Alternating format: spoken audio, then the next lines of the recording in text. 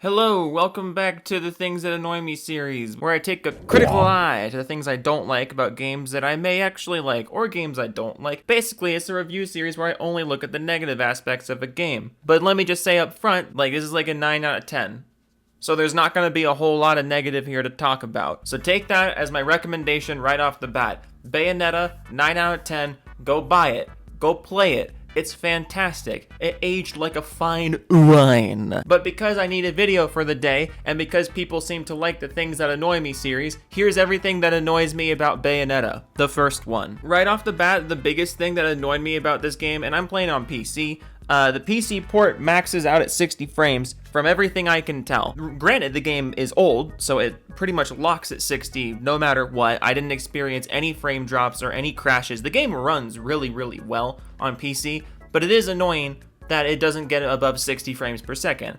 Which for a game that came out in 2010, 2009, I should be able to crank frames on this game. But, because of the nature of the game, it's a character action game, a lot of devs like to lock these games at 60 and, tie things to the frame rate. I don't know if there's anything tied to the frame rate in this game, but the fact of the matter is it's locked at 60 on PC, which is annoying. I wish I could crank frames on this because then it would look extra pretty. So Bayonetta is a hack and slash, a character action game, or in the words of Yahtzee Croshaw, a spectacle fighter, which is a much better word for character action games. What the fuck is character action? That doesn't tell you shit. Mavis Beacon teaches typing features a character and actions. Is that a character action game? I fucking hate the term character action, so from here on out, I'm going to call it a spectacle fighter, because that's really what it is. It's a game where you learn complex combos and get really good at the timing and the fundamentals of hand-to-hand combat, and look really fucking good while doing it. The story of Bayonetta doesn't make a lot of sense. I'm fully aware that the lore of Bayonetta is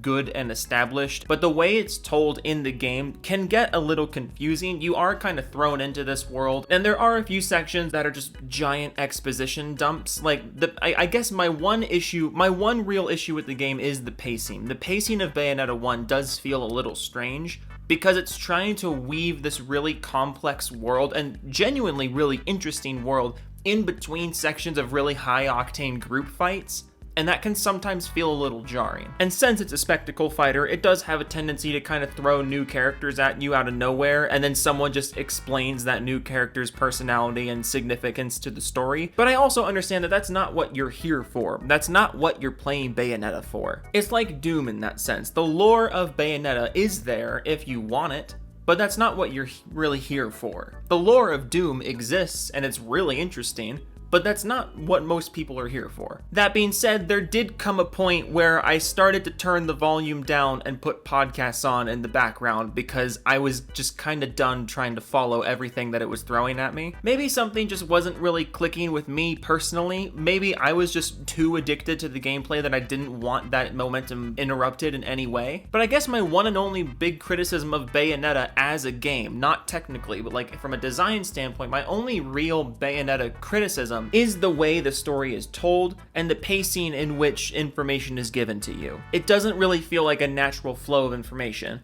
But again, that's just the nature of the game. You're going from high-octane arena to high-octane arena, and they gotta shove as much story in between those as they can. Personally, I got way more enjoyment out of this game after I stopped trying to follow the story so hard and just kind of started taking the gameplay on its own and then, looking at the story afterwards and being like, oh, okay, that's what happened. But maybe that's just me. And despite everything I just said, I still think this is a 9 out of 10 game, because the story itself is really interesting.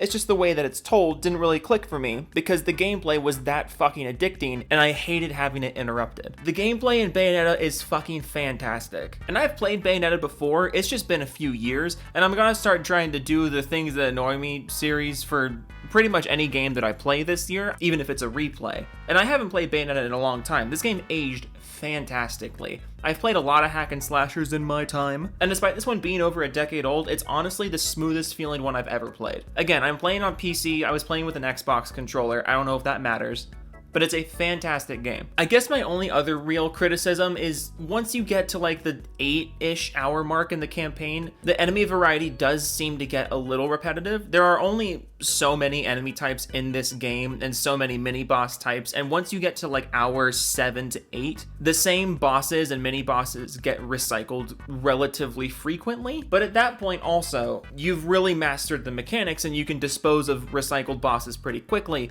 But then at that point, it also just becomes a matter of, oh, well, I wish they gave me something unique there. But those are really the only things about Bayonetta that annoy me. The story is told at an awkward pace, and in the later hours of the game, the enemy types and mini bosses get a little repetitive. That's really it. I don't know how much this game is on Steam, but however much it is, it's worth it. Buy it. Buy it, play it. It's fantastic. Play Bayonetta. It's 9 out of 10. Play it. I'll have a response video on Friday.